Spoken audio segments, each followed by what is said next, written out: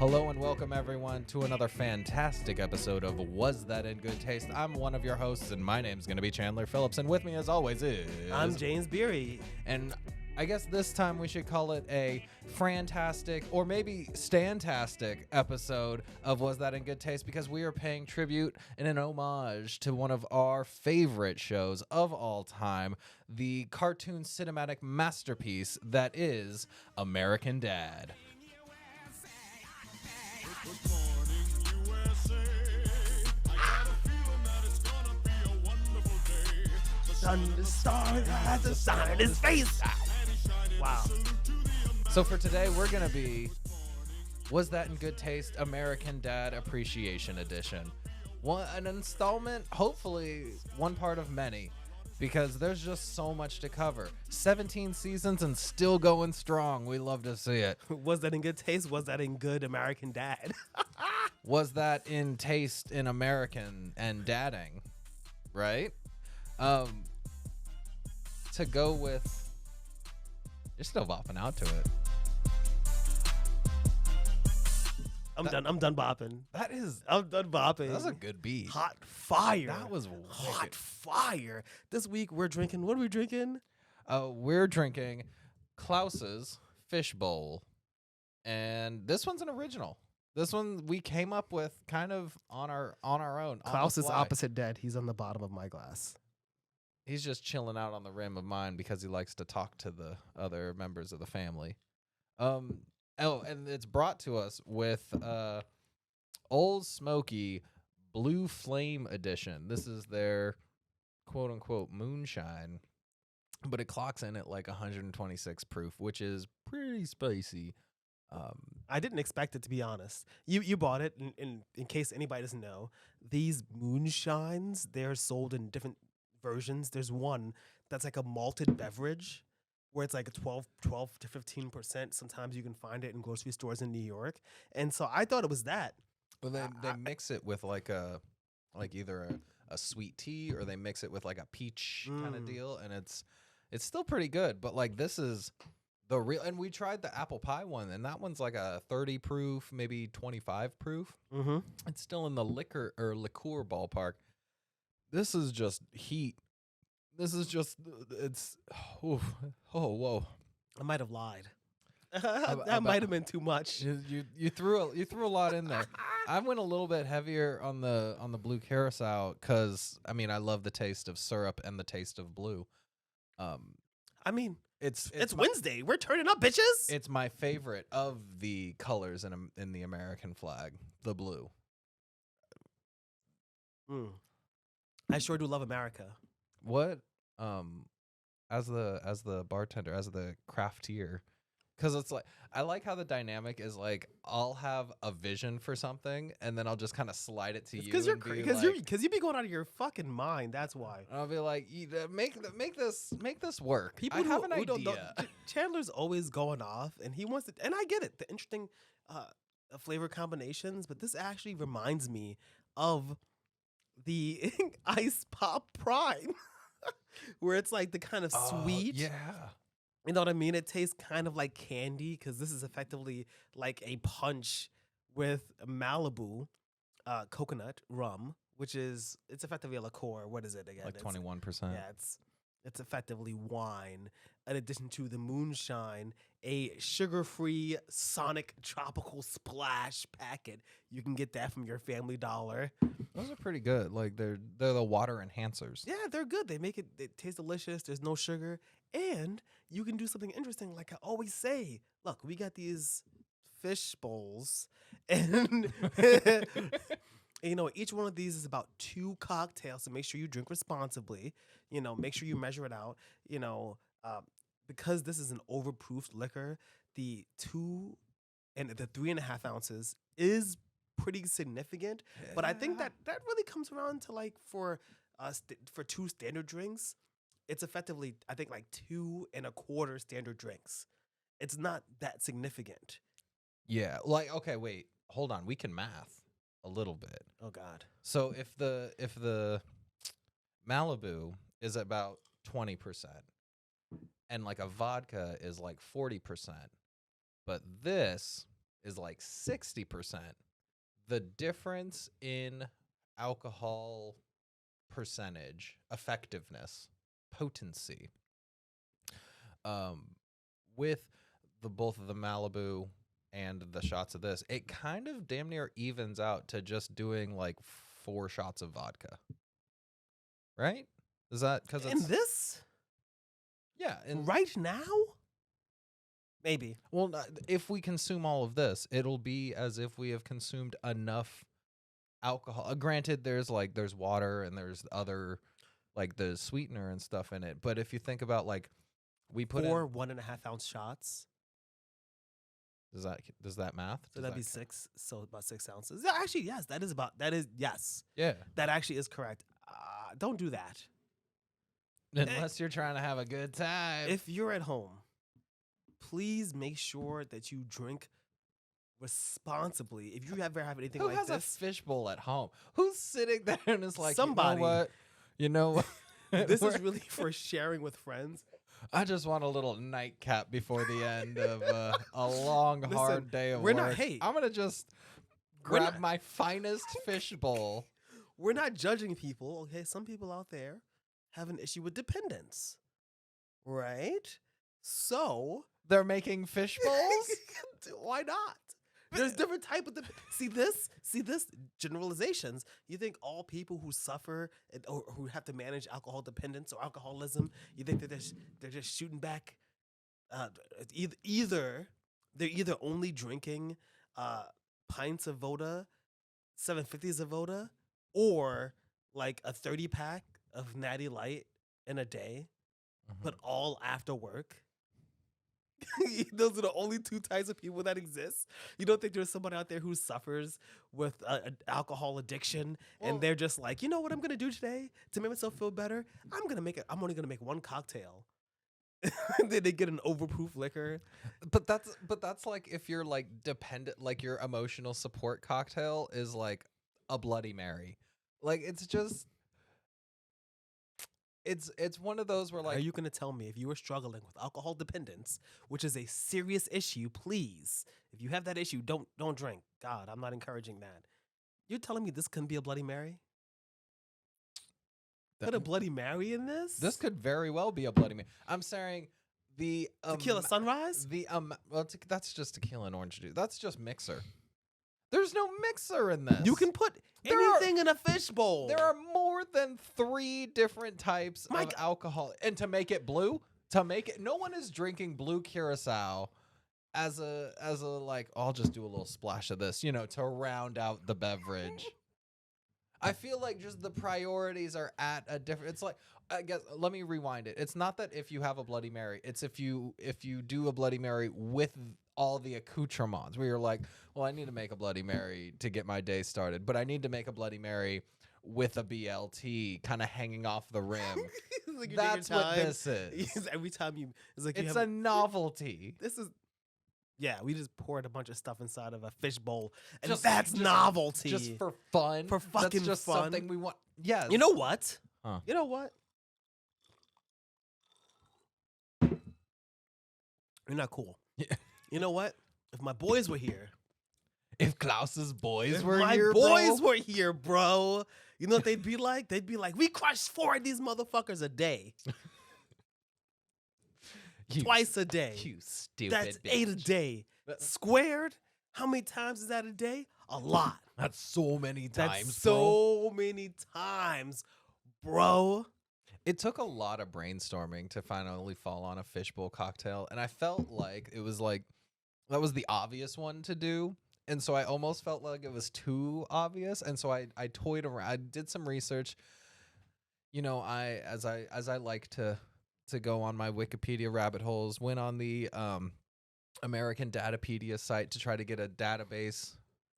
Except it's an American database of different types of cocktails that they use in the show. And of course, there's the episode where Stan wants a martini when he gets home from work every night. And so they constantly are doing the whole, like, he's just getting drunk, just totally blitzed every night. There's the episode where George W. Bush comes to town, and as part of the CIA, Stan gets to do like a extra Secret Service shift. Oh, he's hanging out with George W. Bush. And George W. Bush falls off the wagon and just starts ordering a fuck ton of shots. There's like slippery nipples, Bahama Mamas, and like the stuff that doesn't exist. There's a concrete mixer, which that is citrus juice and Irish cream. That sounds pretty gross. Uh-huh. That sounds. You had it. No, I would. That sounds. Well, okay, now I'm curious. But It's called a cement mixer because like those two things don't mix. And when it goes into your stomach, it just kind of curdles into a block. So there was a lot of inspiration there. Of course, there's the episode where Steve is trying to figure out how to be cool at a party, and so Klaus just hands in some Jello shots and goes, "Just go up to a girl and say, 'Jello shot, bitch.'" Jello shot, Bitch. Hey, this guy's cool. So I was like, do we do Jello shots, bitch? Or then there's also like just a general like Roger shenanigans. He's always doing random alcohol things, but I landed on wanting to do a moonshine in honor of the episode where they first begin their feud with Santa. Because now do you remember the beginnings of this plot? I remember they went to the North Pole, and the elves were being dicks. I just saw this episode, but there's a lot of episodes. I watch a lot of American Dad. No, this one was this preceded the first one, the very first one where they interact with Santa. I don't remember. Because before that, I think it might have been the first season's Christmas episode, or there was something where like Stan was being a micromanager, and then they freeze while trying to get a tree, and then he has to go back in time and kind of do like a Wonderful Life thing. This one is where they directly acknowledge that Santa exists in the American Dad cinematic universe, and they are Roger leaves the family when they go shopping. So that he was one of the reindeer. No. Oh, is that another? That's another one. Are you? That's a different one. There's so many. There's 17 at least Christmas episodes. This is the one where Stan gets Steve a gun for Christmas. Francine doesn't like it, and so she's like, "You got to go take him to the mall and get him something different." And so they go to the mall and they get him a machine gun, or like an AR instead of just the handgun that Stan wanted to get him. He's like, all right, I guess if I have to get him something better, it's gonna be a better gun. And so then they go back behind the mall, and Steve's like, okay, thanks for the gun, Dad. And he's like, well, no, we're gonna do target practice. Go shoot that snowman. And and there's a homeless person and a snowman. And there's and it's Santa. It's the mall Santa. Yeah. Taking a smoke break behind the snowman. But it turns out that wasn't just the mall Santa. That was the Santa, and he just respawned in the North Pole after they had tried to hide the body. But because Francine and Haley and Roger were all there with Steve and Stan to try to hide the body, they were all implicated.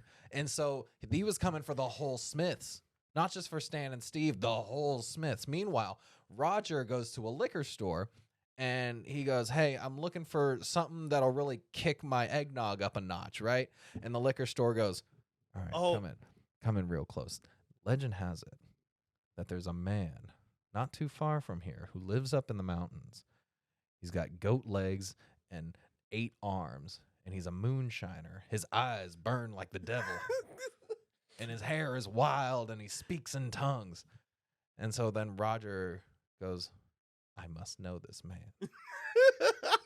So he gives him a map to go find him. And of course, Roger, after traversing the Appalachian Alps, he comes upon this motorhome deep in the woods with a guy just in a rocking chair, and he makes the best, most potent moonshine ever, just of all time. But he's just a regular guy. In fact, do you remember his name? No, but I remember the best part. is when he first meets him. He can't understand shit he's saying because he's like babbling. He's just like, and then fucking Roger drinks the moonshine. And he's like, now you can understand me. I love that. He's just like, what was his name? Billy Bob Todd's the name. You can call me Billy. You can call me Bob. You can call me Billy Bob. You can call me Bob Todd. If you call me William, I won't know what to do with you. That episode is so fucking funny. It is all over the place. Because he literally, but he's like, my secret super recipe. And Roger's like, I want to learn. And he's like, well, I just met you, but you seem nice. You seem like a good fella. I'll teach you. You may just be an alien in the wig, but he's one of the few who can actually tell that Roger is just an alien in a wig. But I'll teach anyone moonshining. And then he throws the barrels at him, and they turn into the Mario game. And he's like, fuck, man. God, that episode was so fucking funny. The amount of just ambient brain space I've devoted to housing American Dad episodes just so when I'm disassociating, I could be entertained by American Dad. It's so funny because, like, I know that episode, but the episodes are so interesting with their A, B, and C plots that I often confuse the episodes. But that one ties them together but even. it connects It them. connects them because at back. the end, he's with them and When he's helping them fight Santa. And if Mhm. I'm correct, Steve was on Santa's side. Not Steve. Jeff. Oh, it was Jeff. Oh yeah, because they were Jeff defected. Oh, because this is when they first started doing the This is story first. where he was not really part of the family yet, and Mhm. Stan was being an asshole to him, and he had to decide really to pick Christmas or the family, and he ends up picking the family. He does. That Jeff was loves Christmas, but he stabbed Santa in the rib cage that was crazy. with a helmet from the polar bear from the Golden Compass. Again, I have not watched this episode in at least a year. Okay, that's not true. At least 4 I months. definitely just saw it. Yeah. It's one of my like annual rewatches. But so we had to go with a moonshining thing because of that episode. I figured Billy Bob Todd would appreciate it. Another one that I was going to do that I think will kind of segue us into some of our favorite quotable, memorable moments is we could have done like a duck wine. Or a duck label wine, because specifically there's a quote regarding rain duck. It's like the best wine that you can get, and the episode is Francine slipped and bashed her face at a supermarket, and in order not to sue, the owner of the supermarket gave her free steaks. And you know what would be great with steak? Some wine. But Roger, he's got a whole cellar of wine. Francine, you just want any wine. Is it good wine? You stupid bitch. This bitch doesn't even know she's about to have the best fucking wine of her whole dumb bitch life. Free steaks. Free steaks. And then it's a whole side thing where like the liquor store is out of rain duck, and he curses in French, and then he goes to their neighbor's house, Terry and Greg, and he then goes on a myriad of escapades to try to steal their bottle of rain duck that eventually ends with a Rube Goldberg machine. Oh, the dominoes. The dominoes. What started the dominoes again? Okay, so the thing that starts the dominoes is he inhales helium from a balloon and goes, "When I was a little girl, Grover Cleveland was president." Yeah. And it makes Francine laugh, spill a bunch of stuff. And then it bumps into it. It goes out through the living room, around a hot tub, across the street, through Terry's living Through their living room, Through up their living over room, their, over- their But- coffee table. Comes back into their living room. It like hits a fly swatter, kills a fly. Then the wife and children of that fly cry, and then like do something where they pull a tissue that starts another Rube Goldberg machine that eventually leads to a misfire to try to steal the rain duck. It just ends up breaking a vase or something in Greg and Terry's house. And so Francine just walks over. She smacks the fuck. That's my favorite part of the episode is that she just fucking walks over and she just fucking smacks the shit. My face! Your face! Our faces! Oh my god. Oh my god. I love that episode so much. That's actually so fucking funny. I think Francine is one of the best characters of the show. Seriously. You think Francine would she?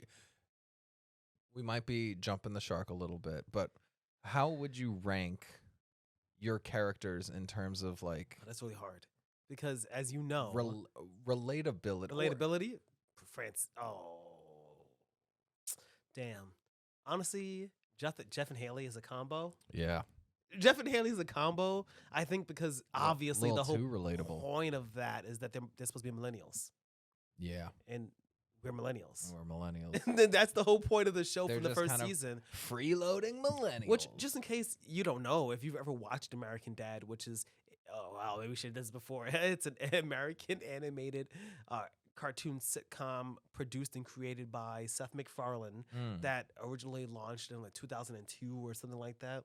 It was definitely during the Bush era, and it was a political parody sitcom kind of family show in the vein of Family Guy or The Simpsons, where it's like kind of a nuclear family, but it's a more, because now you have effectively a boomer dad who works just for an extra conservative. yeah, he's uber conservative with this hyper liberal daughter, and her boyfriend who smokes weed, and of course wackiness ensues.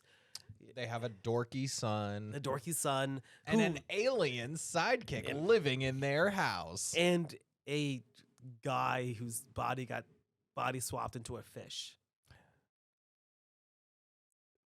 Yeah, there were a lot of dimensions going on.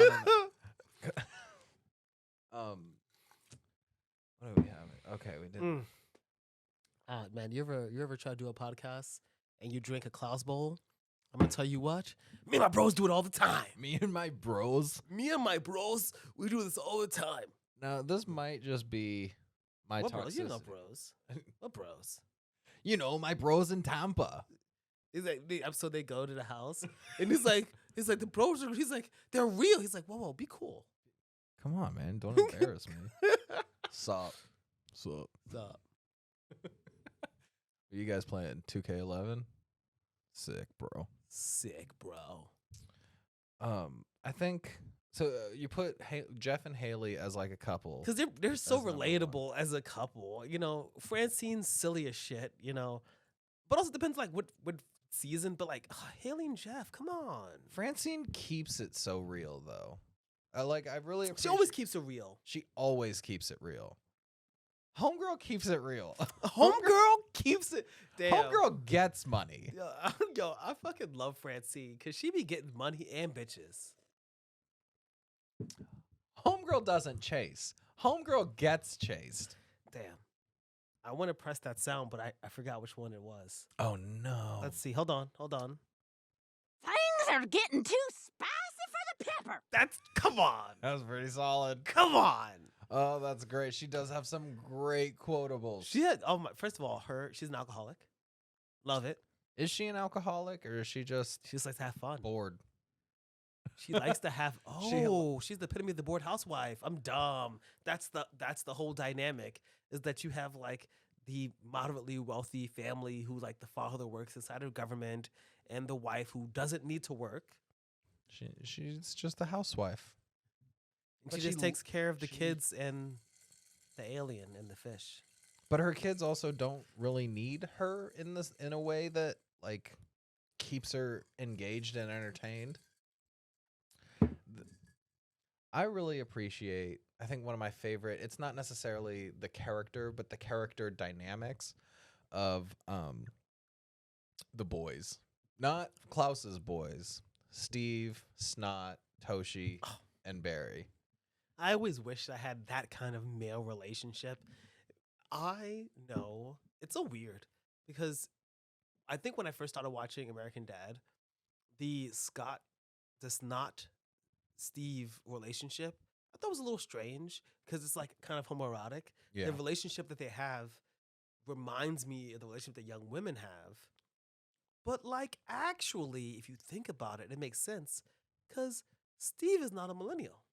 No, he would have been a millennial, I guess, but he was Technically, but he's definitely a younger generation, and he's not constrained to some of those same old things. And so, the older conservative masculinity. He's the character foil to that, where his effeminateness and his openness with his friends. He's willing to play with. Steve his is friends. sexy. Okay, I said it. He's open. He knows how to rock to some Keith Sweat. Oh my god. All over your body. Your body All over my body. Oh my god. The episodes that I think they really delve into the character dynamics of that quartet, or even when they just try to do a project together, like the B plot where they're like hanging out in a in a plane crash as like their new clubhouse, Mhm. and they find a script for the next Fast and Furious movie, and they're reading it and they're like, okay. They start racing cars. One of them pulls out a gun and shoots it, and they take off, and then they're both racing the bullet as they're drag racing, and they hit the nos and speed off, and then it's starting to narrow, and then right as Is that not happening? If that the way Fast and the Furious is gone, that actually they are prophets. And then it Whoa. just turns super homoerotic, and they're like, whoa, this is great, but this will never get made. This can't be real. But we have to get this made. And then it turns out that is the real thing. And in fact, they do usually film it with all of the homoerotic stuff, but that's just for the releases in France only. Because all the other Fast and Furious movies or the countries they're released in are just I like lame. I like what they did that ending scene where it was like Stand By Me. Oh yeah. You know, When they like was it the Walk in the Railroad, and it's like, and Snot, you didn't make it like that, they all died in an overdose of some sort. It's like, what the fuck is happening here? God, I love Steve. Okay, the best character is definitely Steve. Steve and Anita Smith. But is it not Roger? That's the problem. It's because oh my god, there's so much to talk about. I'm like jumping around because one, I do want to circle back you to Steve have- and Snot, but right? yes, Because you have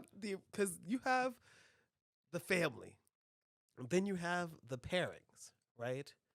yeah, I'm gonna start with one that I don't think of a lot, which is Jeff and Steve. oh, Great pairing, right? Because they're both, they whenever they're together, there's I think- hijinks. there's hijinks, and I think that Steve is supportive, and he actually kind of looks up a little bit to Jeff, because Jeff is older than him, but he's also more responsible than him and smarter than him. And Jeff, not very responsible, not very smart. And so they're always very fun. I mentioned that one first. I feel like they don't get a lot of love.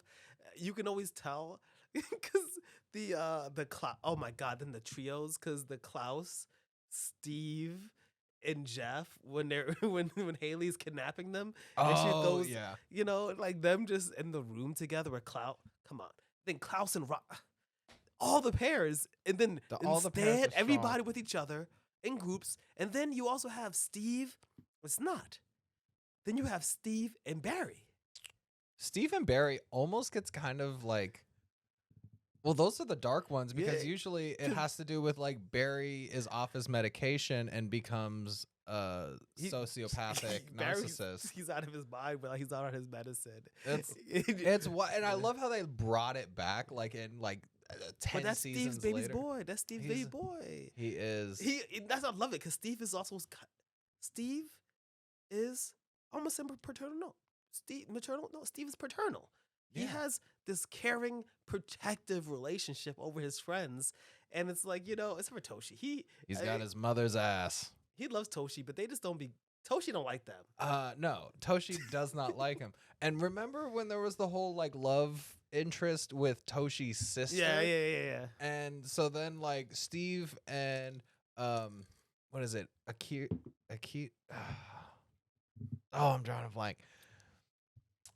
And Toshi's like, "What the fuck, dude? I thought we were friends." And he's like, "Well, I mean, like a friend would let me hit." But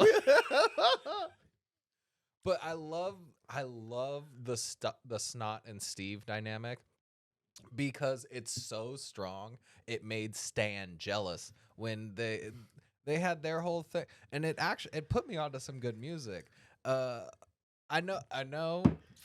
So you know the episode where Steve and Snot are hanging out and they're like doing air guitar in the garage. I remember that. And like the full like It wasn't- 80s hair metal band. Oh, and I remember, and Stan was like, because they weren't playing guitars, Yeah. and he was like, This is lame. he's like, this is lame. What are you doing? What- Oh, and then he tried to get them real guitar. Didn't he try to get Steve a real guitar or something like that, or to play guitar? No, he fucking got Snot into the witness protection program. 'Cause Oh, he's so like, that this shit, guy's gonna this make my episode- kid. Oh, and then he made it because he told, and then nobody knew what happened to Snot, and Snot was living in he told him that he had to live in the hotel room. He's like, your life is in danger. He's like, But then he ends up hanging out with Snot, and he's like, Yeah. well, this Snot guy's pretty cool. And then he kind of becomes friends with him. Yeah. And then he's like, oh, now I gotta keep him to myself. So then it just switches from him needing to keep Snot away from Steve to him. Like they killed the people who would they completely disbanded whatever organized. Oh no, it wasn't even he had seen a thing. They had staged a thing. they staged it. But- Because Stan is literally the kind of person who forgets a birthday or anniversary, so he kidnaps his family. He puts them in tubes. Well, to solve a problem, sometimes in order to break an egg, you get to make an omelet afterwards. The episode actually, the end is crazy because they're like, because they find out they'll protect them and stuff, and they're like, no, we want to remember this. I was like, oh my god. Oh, some of these, you know what? There's a lot of American Dad, and that's why every time I watch it, it's almost like a new show to me because there were so You can't watch all of many it. episodes, and I have a really hard Are you- time, except for those like famous characters, all the Rogers characters, of course. Now you gotta Okay, tell me okay. like who are your favorite memorable Roger characters? Okay, so I'd love. I know this is like probably in more recent, but Rub Tub Tuggington, I just love that so much because he was doing that as well as being Dr. Penguin at the same time, right? So like literally he's like on the floor, his fucking fingers are broken, and Haley's like, I need to talk to my therapist. And he's like, I think he's booked now. She's like, oh, I could pay in cash. Then Dr. Penguin's right in office. He's right there. I think that one is really funny. Of course, you have your oh, wrong one. Fine. That's not Bird one. watch. Where Shit, it's Roger. where's the Roger. Ricky Spanish one? Oh. There it is. Oh, there it is. There it is. Wait. Ricky Spanish. You got to show them the side. You got to show them the side of the hair. full side, the double pony. Oh my god. Of like just kind of so. We did our best to try to recreate some Roger personas. I tried to recreate my Ricky Spanish look of classic. Communicate with the people. I'm gonna go get my friend. Oh, Yeah, communicate with the people. you gotta. I gotta get my friend. I'll be back. Shit, it's gonna be Roger, isn't it? I don't know. I don't. That's not the. Shit, it's Roger, isn't it? It's gonna be Roger. Listen, okay. I'm gonna get my friend. Okay. Entertain them. So my look today is inspired by the Roger persona of Ricky Spanish, as you can tell by this vest with breakaway snaps that does not match the undershirt, which is from my Antelope High School sober grad night. Because what's trashier than wearing your high school sober grad night T-shirt while drinking fishbowl cocktails and the double pony, not a pigtail, I should add. Just What's up, bitches? Oh God. My name is Johnny Films a lot. My friends call me James. My name is Joshua, but they call me James. Well, nice to meet you, Johnny. James films a lot. I was told that we were gonna film something. I came prepared. Well, you're a little late, Johnny. We started the podcast. Shut the fuck up. Are you drinking on the job? Oh. Well, goodness. Johnny, I hope that you're still able to point the camera after this. I'll be fine. So what kind of work do you specialize in, Johnny? I know we've already booked you for the position, but I kind of want to go over some of your resume highlights. I got 200 views on a YouTube video once and 1,000 views on Wall Star Hip Hop. Wow, which one are you more proud of? Wall Star Hip Hop. I know the description says two 20-year-olds having a fight in a Waffle House parking lot, but really, they were 16. That's and how do you grapple with the ethics of that? Who gives a shit about ethics? Harsh words, Johnny. Aren't ethics the foundation of journalism? I don't know shit about journalism. I do fucking films. My name is not Johnny Journalism a lot. I don't know what the fuck you think this is. Why the fuck am I here? Hold on. This is, first of all, Johnny, what kind of game is this? We need you to film, Johnny. C1, action. Oh man, Take your shirt off. Oh god, wait. And your pants. Is it? I mean, only if it's for the script and if it pertains to the. Where's the lube? Oh, Is this the wrong kind of film? I just want to be an artist. Is this good? Is this?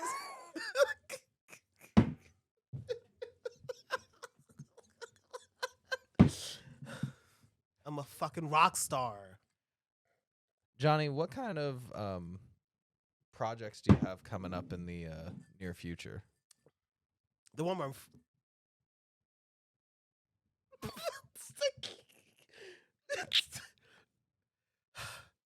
the one where I'm fucking your mother. I can't do it. I don't have it. Oh my god. My goodness, Johnny. If it doesn't win an award, we'll all be disappointed. I can't. Oh, I can't. How do you rate my Roger personality? You know what? I'm gonna put it one step above drummer, guitar player, bassist Krispy Kreme McDonald, but it's still gonna come a little bit short of AT&T operator Shalonda Dykes. I gotta call her. Like seriously, let's get that credit. From AT&T. It hasn't happened yet. Is this still from Johnny? No, this is exactly from the episode. Oh, Because then they turn around and Roger's there, and then it's gonna be me, isn't it? Shit, it's Roger, isn't it? It's gonna be Roger. That's one of my favorite bits. Is there was one recently too where it was him, where he was the one who's like, "Oh god damn it, it's gonna be me, huh?" Come on, the flask was good. The flash was Come on. There was the extended like. Because I went in on it. See, You did. before, you know, I learned from Roger. I'm telling you, this is not a joke. What I learned from American Dad, you got to commit. You got to commit. But I think what we could also learn from Roger, like, not in reference to this, but in addition to committing to the persona, you got to know how to pivot. And I think that's one of my other favorite bits that they do, where Roger will start a character and then completely pivot it like halfway through the episode, i.e. LeVar Crush pivoting to Arbuckle T. Boone, life coach. It's interesting. We have that in common because that's why I love the Rub Tub Tuggenting episode. Because that's the one episode where usually when a persona doesn't work out, Roger will literally throw the wig down and walk away. Or he'll just become somebody else. But that one But in this one, he's just like, well, he's like, wow, that was a bad idea. because he already bought all the marketing stuff for it. He got the signage, he got the coaster. He's just like, well, shit, I'm two in the hole for this. I guess we're rub tug Tuggington. He's like, oh, I never said the name out loud, did I? Oh God, it's All right, I feel like Is Roger the best character in the show? Roger is the most versatile character of the show. You can place him in pretty much any situation, any predicament, and it will be entertaining. I think that makes him a very important part.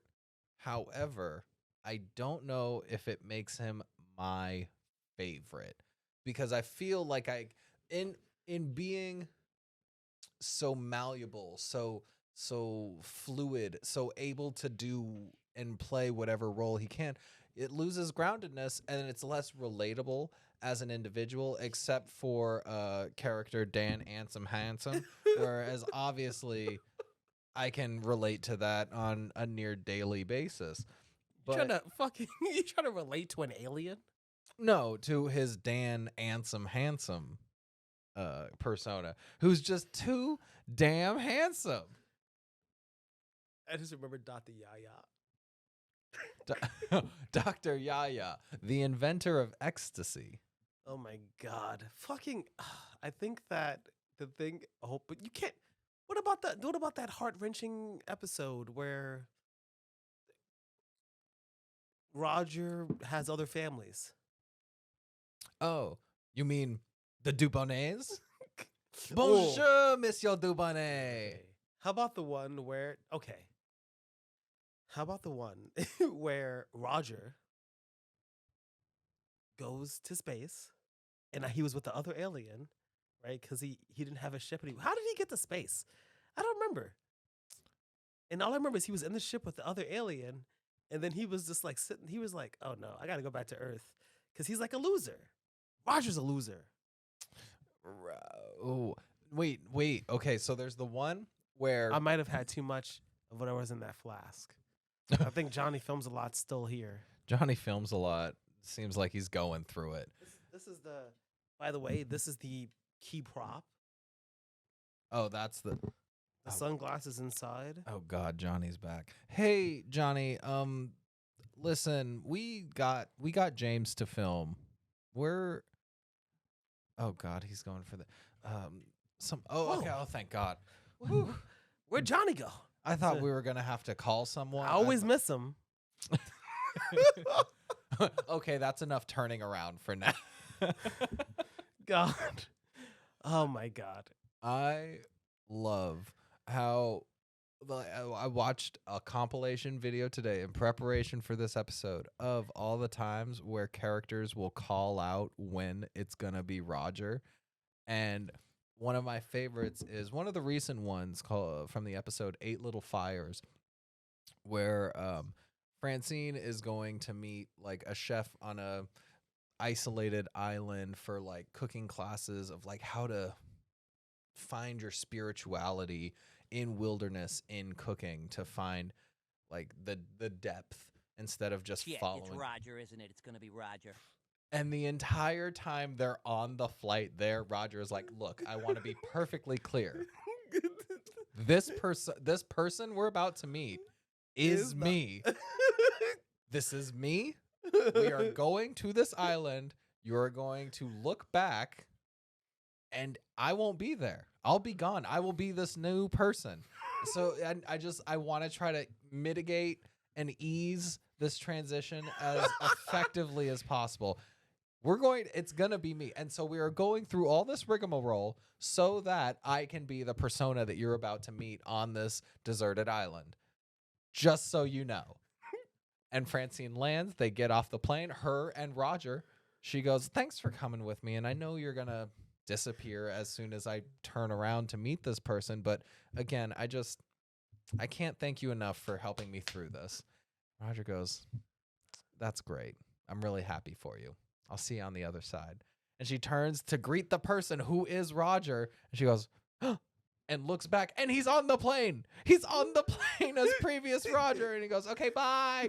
And then she turns back, and he's like, okay, that's enough turning around for now. That's what we've done. I love that shit so much. What are the rules around Roger's?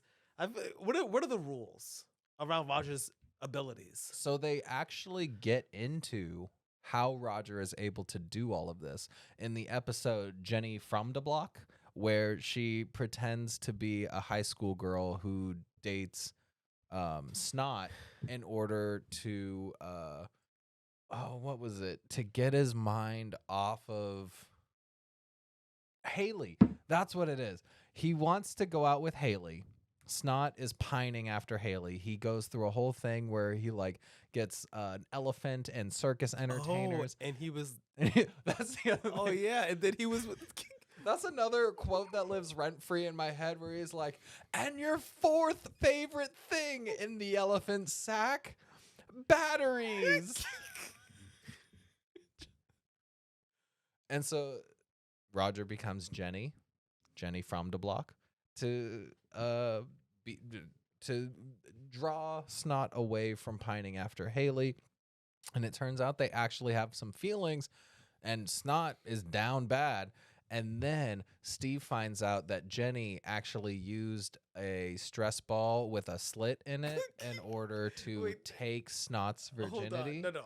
First of all, you have to say it right. The way he finds out is that the whole time Snot's been acting like he's been getting laid, and Steve is like, how does he not realize that it's you? And then that's when Roger explains that everybody has one persona that works on them for the core group of people, and Steve goes, but how? He goes, a tennis ball with a slit in it.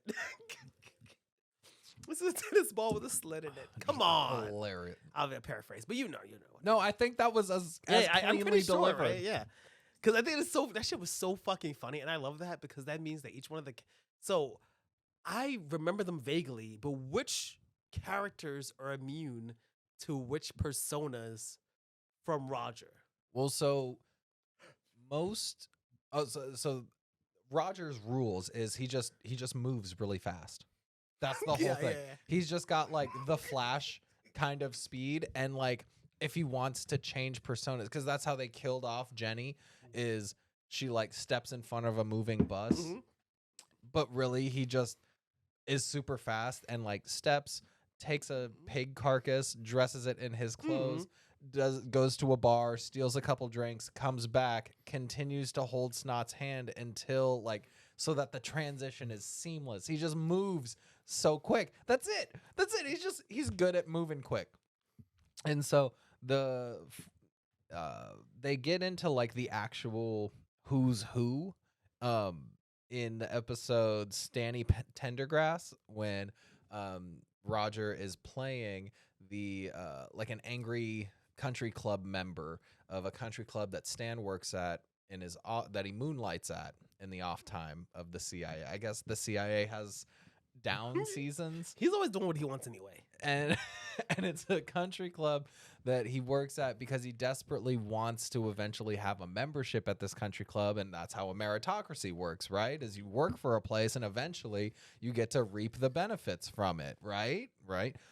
And Roger's persona. Unless you're a Waffle House, you gotta pay $5 a shift for your work lunch, And then how much even do they if you make? don't eat it. How much do they make if they are in a World Star video with over 1,000 views? Huh? How much? yeah, here How we much do they make then? Oh God, I summoned him. What do you want, Johnny? It depends on how old they are. Oh God, Johnny, you're disgusting. How do you sleep with yourself at night? I don't. I sleep with them. Oh. Yeah, I'm about to start being a persona guy. I feel like I'm a persona guy now. You're gonna live in the persona. But not every day. I think I'm just gonna be a different persona. Who's gonna stop me? The government? No. So Stan, his one persona that he can't see as Roger is Mr. Vanderhill from that episode. And Mr. Vanderhill then takes Steve under his wing and shows him how to be a terrible, bougie country club member.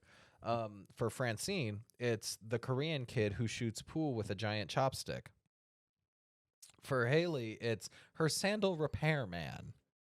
I love how arbitrary hers is. Right? And for Steve, you remember that girl he made out with at the spin the Yep. bottle party? Yeah.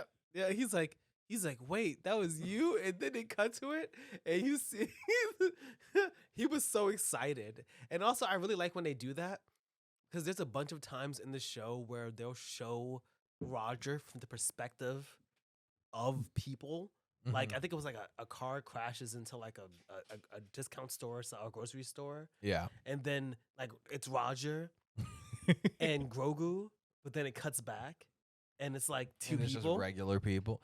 There is a newer episode where like they imply that Roger's clothes and costuming itself can even disguise mortals. No, that was that episode. It was Steven Snot. Oh. That's what it was. They were in the store. It was Steven Snot. Yeah. They were wearing his outfits. They were wearing one. I think that's a newer one because Yeah, it I is. don't remember Yeah, I the think- context of that episode. Yeah, and I think they were wearing like one of them was wearing like one of his like pimp outfit. It was like weird. I like that kind. Okay. It's also one of my favorite non Roger persona things, but just when they're standing in the convenience store and stands high for the first time and he's just looking at the chip aisle going, Cheetah, Cheeto, Cheeto. Cheetah, Cheeto. Oh wow. There is so much beauty in this world. Oh, I like when Stan breaks his boundaries and he pushes. Oh god, that show's.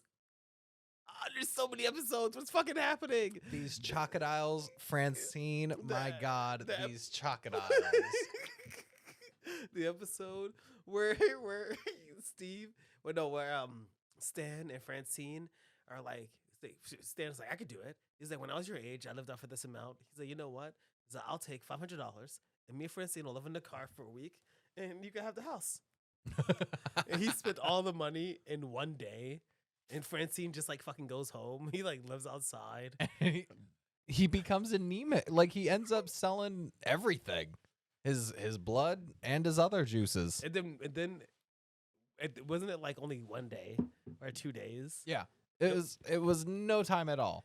They go from like an apartment to a motel to a car, and Francine's just like, no, I'm not doing this. My dear Fantine.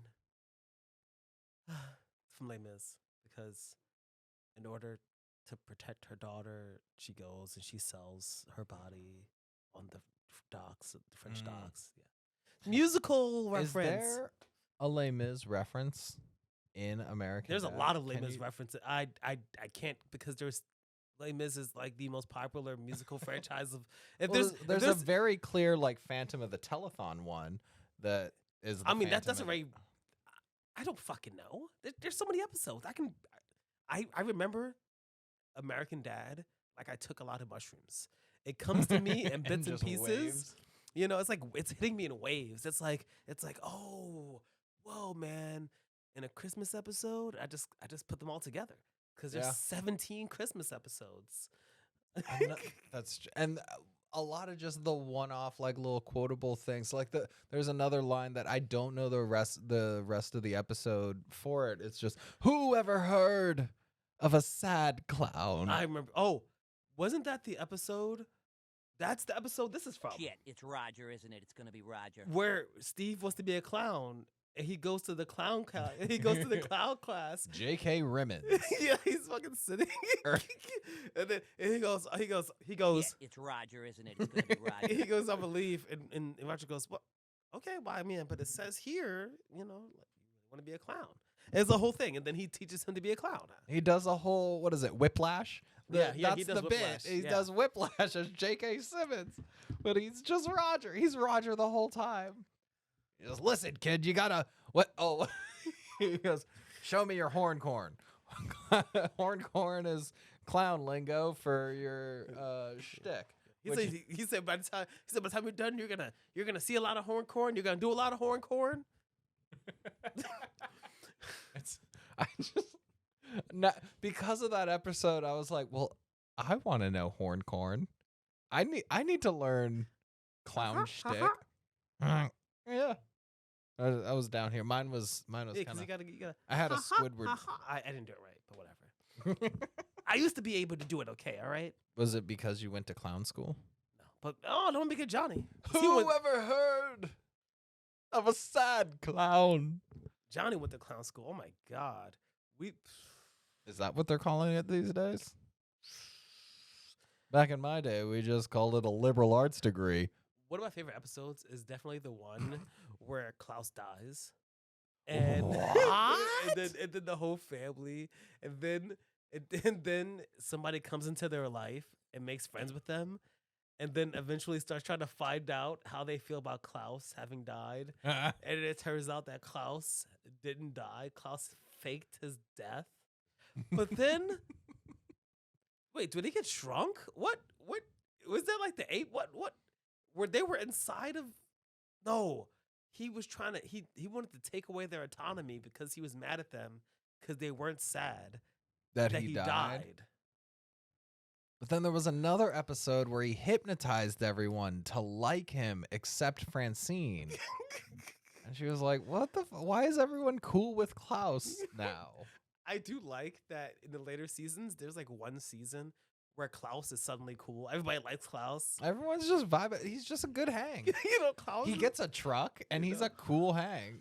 And he's got the massive truck nuts at the end of him that are just scraping along the road. Oh God, how does he live outside the water? He's just scooting along. Well, because he's Truck nuts waving in the wind. my favorite Klaus quote. Is just him going, "What? You've never heard of?" And then insert some random German folklore or, like, fable. He's like, what? You never heard of the great granny who lived in the gigantic gingerbread cookie? I don't know. What? You've never heard the story of the German Schnauzer and the eagle? Oh my God. Oh, Klaus, I think, is both underappreciated and at times completely overappreciated. You're not gonna like this. We have to do like 10 American Dad episodes. Oh, we already get. There is so much to touch on. That's true. There was Oh my so much going God. on. We didn't even get to talk about Boys 12. God, is that what you have? All right, you have one thing to talk about before we wrap up. What is that thing? Making him pick. The voice of Steve, Scott Grimes, is by far one of the most talented voice actors of our generation. So I discovered, as you see in the show notes, that he, in 1986, the year I was born, he was 11. He performed in Sweden for the King and the Queen on the Bob Hope show. Also, I thought Bob Hope was like much older. He did comedy during World War II. Why did I feel like Bob Hope was like, wait? But actually, if you think about it, that doesn't make sense. But anyway, yeah. Was it Bob Hope's show, or I was think it so. like Yeah, it was Bob Hope. It was on. Was that what it says? I think it says Bob Hope, right? TV special? Yeah. Maybe it was a TV special with Bob Hope. Because he was in Sweden. It's so crazy how talented he is. And it's weird because they've never released an American Dad album. They have never released an American Dad album. But you can find Please, it on Spotify. God, release an American Dad album. Like an original album or a collection of what they've already... A collection of the songs, because of the shows that have music. Is she not? I think hot American enough Dad and Bob's Burgers are my two favorites. And I think... Well, Bob's Burgers goes in on like musical numbers on a regular basis, but when you get the periodic one from American Dad, you're just like, this is fucking great. But you know what gets me more than the actual musical stuff? The little jingles. I love... Bird watching buddies, take it slow, 'cause they're the bird watching buddies, and you know that wherever they go, we gonna be watching them birds. A Oh my fucking God. banger. Oh my goodness. That's Mm. good. God gracious almighty. That Wow. is some good We did that last week. We were bird watching buddies. Oh. Take it slow. Wow. But yeah, you can actually listen to a lot of the music that's on American Dad. They have like some compilation albums on Spotify. And you know what else is on Spotify? What? episodes of Was That in Good Taste. Oh my God, you're right. Episodes of Was That in Good Taste are on Spotify. Wow. Damn, that was. Where else are they? Oh, well, that's easy. They're on YouTube at youtube.com/Was That in Good Taste. You can find it anywhere that you listen to podcasts. No more Google Podcasts. Google Podcasts is done. We're donezo? Yeah, they wrapped up. Like, No more Google Podcasts. Instead, they're integrating it into YouTube Music. So if you have the YouTube Music app, if you search Was That in Good Taste, will come up. On Spotify as well, we do polls every week asking simple questions like, this week, what's the poll question? who's your favorite Roger persona? Who's your favorite Roger persona is going to be the poll question. You go to Spotify, you click the episode, and right under it'll say poll. If I get any good ones, we're going to read them out here next week on the pod. I think one of my favorites is going to be Mrs. Weinsteinopoulos. Oh my God. Half Greek, half Jewish, 100% overbearing mother. Can you do an imitation?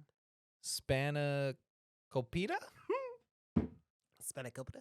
Scanna. Oh my God. No, I forgot about that. I don't really know Greek. Do you remember that episode?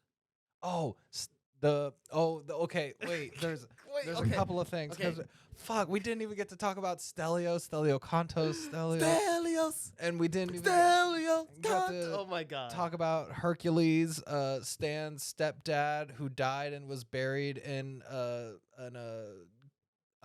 satin spanakopita. I got a solution for that. What's that? If you want to hear more about American Dad, anything pop culture, classic cocktails, or humor, make sure you follow us.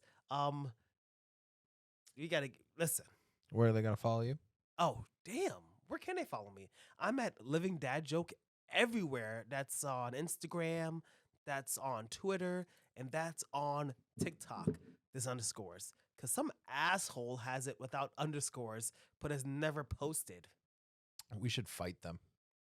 Where can we find you? You can find me at Chandler Does Jokes everywhere. Instagram, TikTok, in life, Chandler Does Jokes. Bonebearcomedy.com. Oh yeah, that too. Damn, I guess that's wow. That's gonna be it. You know, I feel like sometimes we have some Steven Snot energy, but the question is, who's Steve and who's Snot? Okay, I think that depends on the you're Snot. because I'm Jewish, huh? Damn. Drinking is not required. But it is recommended. Thanks for joining. God, I fucking. Hey Johnny, get in here. Oh God. I got a feeling that it's gonna be a wonderful day. The sun in the sky has a smile on his face, and he's shining a salute to the American race. You know what I found out recently? In the wheels in the lake